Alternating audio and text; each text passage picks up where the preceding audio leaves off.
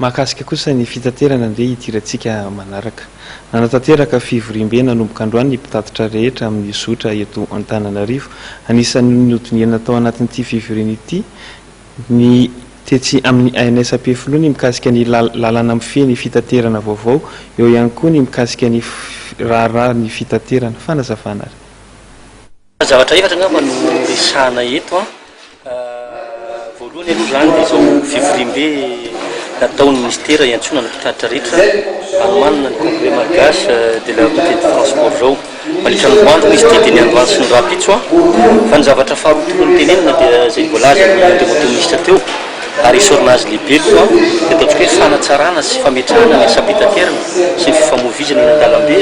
mikasika ny code de la route izay efa nahazo fankatoavana tany araka ny tena ministra teo zany fa nahazo fankatoavana tamin'ny conseil de gouvernement sy conseil des ministres ary efa ho alefa any amin'ny assemblée nationale. Zay aloha zava-dehibe satria iarahantsika malala fa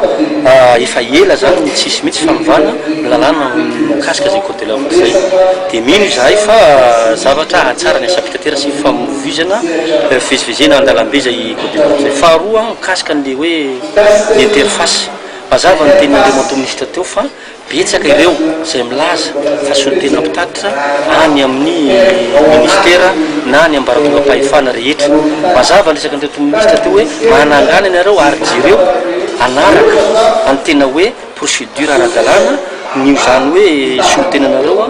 ny na ny interface zany. Izay zany eto dia makasitraka manona ny tenin'andre moto ministra iny fa misy moa an'ilay rafitra kiray hoe confédération nationale du transport dia rafitra tsara ary io no efa rafitra mijoro fa kosa ny fametrahana azy zany ny zavatra takinay